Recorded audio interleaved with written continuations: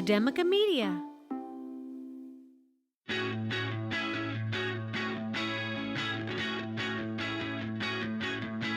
From Academica Media Studios in Miami, Florida, it's Big Ideas in Education, a weekly recap of inspiration and innovation in your school.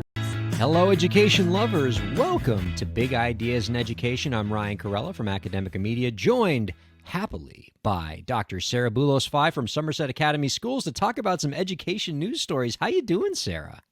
I'm all right. Hi, Ryan. Hi, everybody. I am getting over some kind of bug. Something got me, so I apologize. I've been away for a little while, but it's great to be here. Great to be back. I didn't even recognize you, Ryan. We did some time travel, right? Because we recorded some, haven't seen each other in a while. So I think it's a happy new year. Happy everything. Hi, everyone.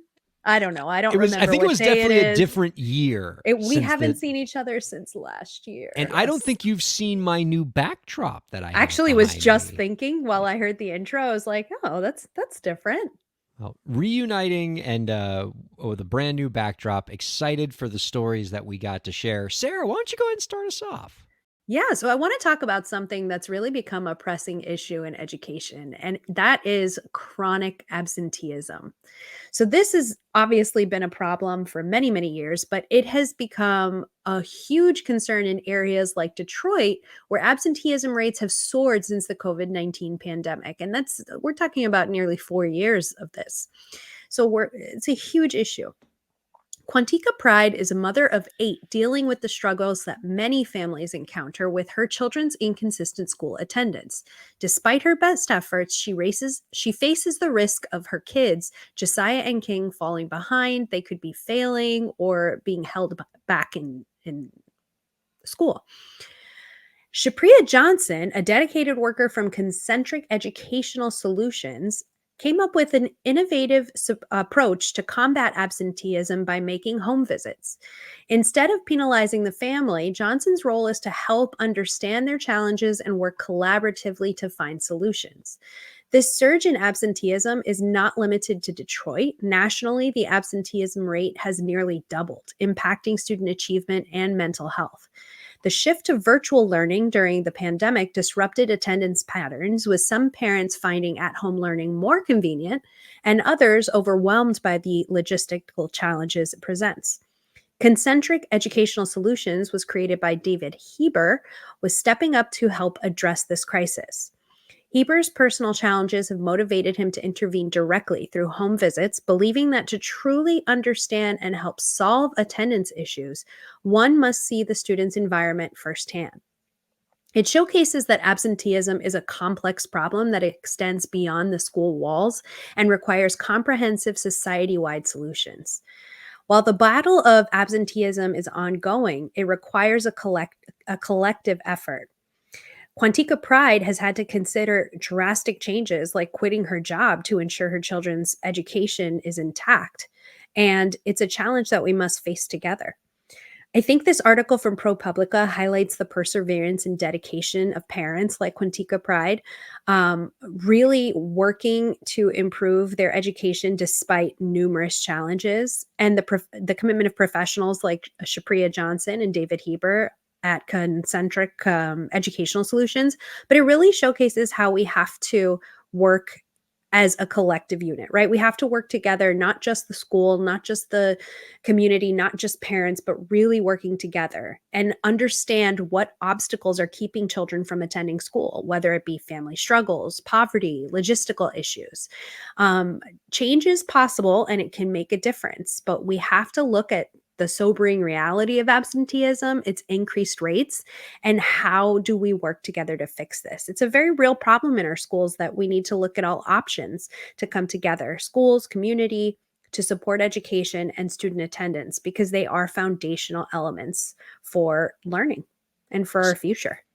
Certainly a lot to unpack there. And I think it begins, what I get from that story is that addressing absenteeism first begins with a mindset shift where we see absenteeism not as a disease, but as a symptom people don't just decide to become absent. Your children become absent from schools because of all these external factors that come into play that are multifaceted and require multiple stakeholders to come together to address.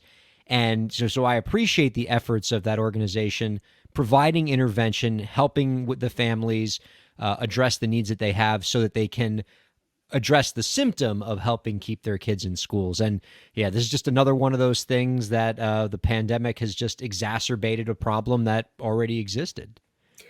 So a lot of schools and school districts are kind of faced with absenteeism as a truancy issue, right? And so the reaction is generally to face it as a legal issue and a neglect issue sometimes when we're talking about younger students, especially.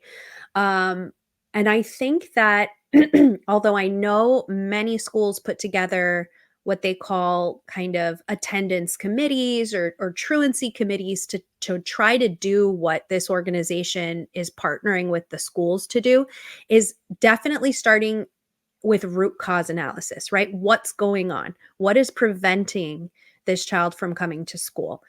Especially when we're talking about young children, there's usually something going on with the parents, right? There's a work issue, there's a scheduling issue, there's a transportation issue, there's something going on that's keeping that child from coming to school. And generally, if we're talking about a parent having a very difficult work schedule or maybe having to leave really early and depending on a neighbor or a grandparent or somebody else to get that kid to school, what processes and systems are in place to help support those families? I think those are the questions we have to start with. And as children get older and they have a bit more agency, what else is keeping them from coming to school? What else is happening in the community? What lack of supervision or what support structures are or are not there that are going to help these kids get to school? And then we have to think about, what kind of school is going to work for those kids, right? Because a lot of kids, I think, found out when the transition to virtual came in, sitting in a classroom for 8 hours, it's not going to work for everybody, right? So what is going to happen? What's going to be the solution for these kids? And how do we get them an educational solution that's going to work for them, whether or not it is the traditional idea of what we think school looks like for this kid? That was a really impressive point to me that you brought up towards the end there about the fact that the causes of absenteeism could vary considerably based on the age of the students. A young child's absenteeism could have very different root causes than, say, a 16 or 17-year-old's absenteeism, and the interventions that we employ to address that have to take that into consideration for sure. I'm curious, when you work with schools, have you seen anything that schools are doing on the ground to address absenteeism that you think is a good best practice? Like I said, I think a lot of those attendance committees that are coming together, a lot of times there is a combination of people who come together, like a guidance counselor, a social worker, a community member, maybe, to see what's going on. Sometimes we have to look outward.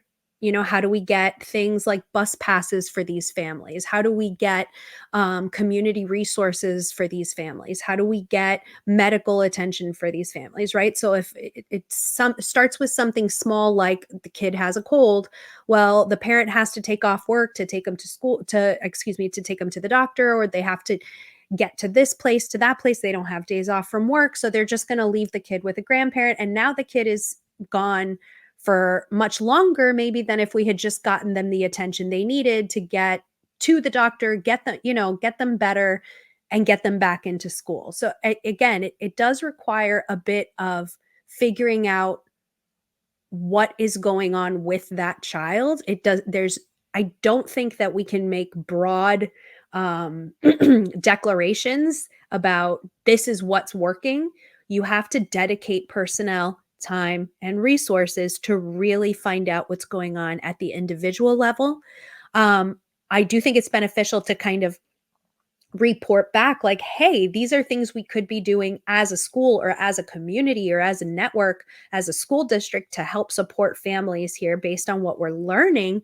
But we definitely have to start with meeting people where they are and seeing what we can do to support them.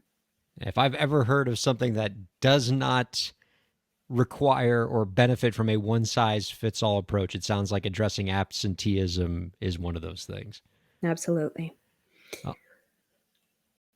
I got a story for you, Sarah. Recently, the Ed Week Research Center surveyed over 200 educators, asking them to share their perspectives on growing concerns around the use of cell phones in schools. Teachers in the survey reported that they are fighting a losing battle, competing for their students' attention against devices that offer a universe of distraction for students. Many schools have adopted a no cell phones policy on their campus and have reported some positive outcomes. One middle school teacher in Tennessee noted, quote, "Our district has started a no cell phone policy this year, and the difference has been strictly positive. Students are paying attention more in classes, and there is nowhere near as much online bullying compared to previous years when cell phones were allowed." However, the survey also notes that some schools have experienced challenges in trying to limit cell phone use. Classroom cell phone bans are often difficult for teachers to enforce, with many survey respondents noting that any regulations in this area require significant support and follow-through from school administration and even school districts to be effective. School cell phone bans can often be subject to pushback by parents who want to be able to reach their child at any time during the school day. Certainly a common link here between addressing absenteeism and cell phone use is the idea that it requires a lot of different stakeholders to come together and to be on the same page in terms of how they want to address this particular problem, but certainly not an easy one for schools to navigate. So my initial reaction when I heard that was that I've seen a lot of schools and school districts try to put policies like that in place.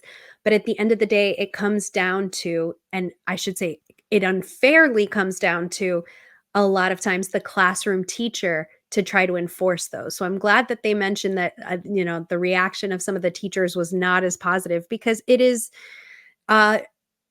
we have to think about, when we're trying to address an issue, not putting more things on a teacher that is going to distract from them being able to do their job. So let me take a step back. In theory, we're thinking about, okay, cell phones are causing a problem in schools. Here's going to be our solution. No more cell phones in schools. But then what's going to happen as soon as the kids come in the class? Because like you said, parents aren't just going to magically say, all right, no more phones.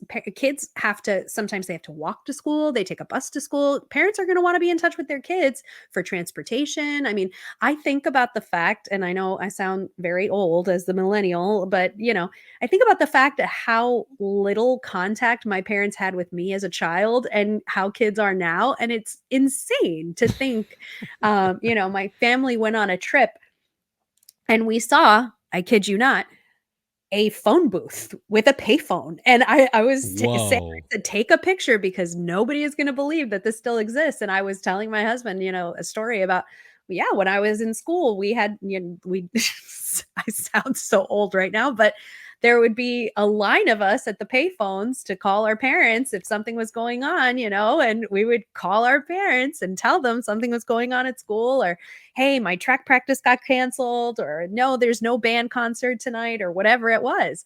Can you imagine? I mean, that's not how we're going to operate now. So I was just about to say, payphones, that historical relic of how we used to have to call our parents when we needed to be picked up from school. Or, sometimes I would forget my quarter, my 35 cents, depending on what time of year it was. 35 cents. And I'd have to embarrassingly call my parents collect to get picked up from school. And so I can sympathize with some parents and some students who want to be able to have There was no class dojo. There was no remind. There was right. no announcement going out. Snow day or whatever. Exactly. And so I sympathize with it, but I also can fully appreciate the distractive power of cell phones. And one of the things that I noted in the survey was some of the students that they talked to about this actually responded positively to the limits on cell phones. They said it was such a relief to just know it wasn't there. So I didn't have the temptation to peek at my phone or to be distracted by it. But, I heard arguments on their side. There were some teachers who said, I like having a cell phone as a pedagogical tool. There's different platforms like Kahoot, for example, Right. that allow students to use their cell phones to answer questions in class and things like that. So it's a really multifaceted issue. And I'm always skeptical of just when new technology comes in, that our first reaction is we got to make it go away as quickly as possible rather than try to find ways to leverage it. But boy, do I sympathize with people who want to try to limit these things, because they are very distracting. And I very much sympathize with teachers who find these things to be a headache in the classroom environment.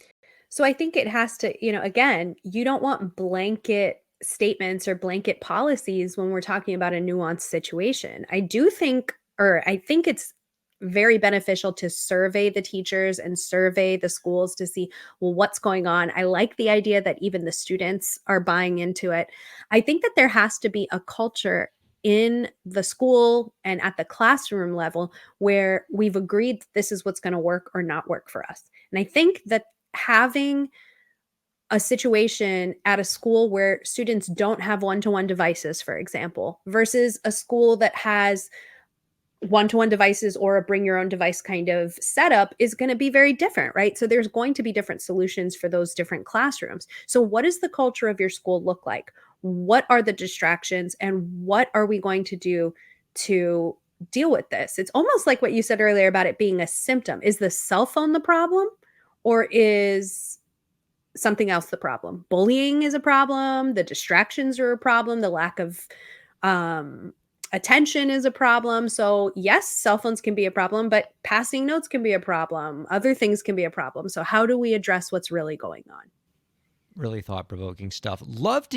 Speaking of getting stakeholder feedback, I would love to hear very much from our listeners on this. I would imagine that every school is doing this a little bit differently and having all sorts of different approaches being employed. We'd love to hear from our community on this. You can tweet at us at Academica Media, or probably shouldn't say tweet anymore. You can X at us at Academica Media. We're also on Instagram. You can check us out there. Use the hashtag BigIdeasInEducation and let us know your thoughts on these two really exciting stories. Sarah, always a pleasure to get to talk the news with you. Thanks, Ryan. Thanks, everybody.